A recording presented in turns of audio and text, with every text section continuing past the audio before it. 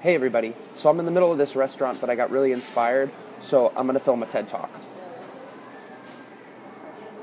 Where I grew up in suburban Illinois, every high school junior is required to take U.S. history.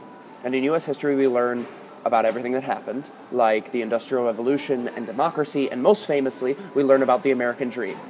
And for those of you who don't know, or for those of you who slept through U.S. history like me, the American dream is this idea that was made popular in the early 1900s, especially among immigrants, and it's this notion that anyone from anywhere can come to the United States, and through hard work and through pulling yourself up by your own bootstraps, anyone can achieve upward social and economic mobility for themselves and their family. She's funny. I like her. Anyway, the American dream. And this is the idea that America was founded on. It's the reason that we're called America, the land of opportunity. And it's been the calling card of the U.S. for hundreds of years, until now. I believe that through the rise of the internet, the American dream has been killed, or at least altered, or given an amendment in some way. Before I tell you about that, I want to talk about news and how we receive news, and then I want to connect the two.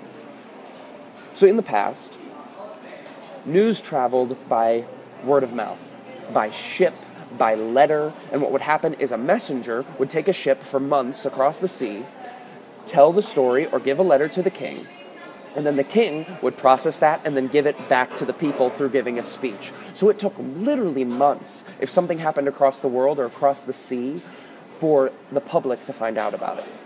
Then, through things like the printing press and the newspaper, the reporters would go, they would discover the news, and then the next day, or 2 or 3 days later, the public would find out about it.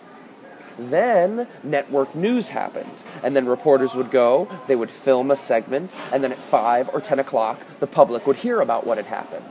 Now, today, thanks to the rise of social media and things like Twitter, if something happens around the world, the public, we are the ones who report about it. We tweet about it, and we find out about it in real time. If there's a typhoon across the world, people tweet about it in real time, and we can find out about it as it's happening. And what this does is it drastically has changed the way that we here in the United States relate to those who are abroad and relate to the problems that are happening around the world. In the days of Paul Revere and letters and ships, if something like a typhoon happened in the Philippines, we in the United States wouldn't find out about it until months later. And because we found out about it months later, we didn't necessarily feel this responsibility to help. It seemed distant, it seemed far away, it didn't seem like it should matter to us as much. But now, because we're hearing about it in real time, in 2014, we have this sort of social responsibility hardwired into us that the problems of those abroad, the problems of those who are less fortunate, are our problems as well. And we have this responsibility to help and to help make an impact. In 2014, everybody wants to make an impact. This is the new American dream then. Not just to achieve upward social mobility for yourself and your family, but also there's an element of service to our fellow man. So, if you want to make an impact in 2014, if you want to start a movement, or if you want to start a business, or if you want to build a platform, then service to your fellow man must be part of your model. We see this all over the place. Why do we think things like Tom's shoes are so popular? Or why do you think that every song you buy on iTunes, a certain percentage of the proceeds goes towards relief in the Philippines or somewhere else? And why do you think everyone wants to drink fair trade coffee?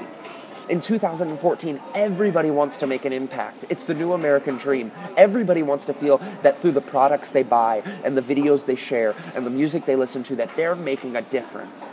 And if your project can enable them to do that and give them a way to do that in a small way, then your impact is going to be that much greater. Thanks for watching, everybody. Maybe next time I won't do this in the middle of a restaurant, but who knows?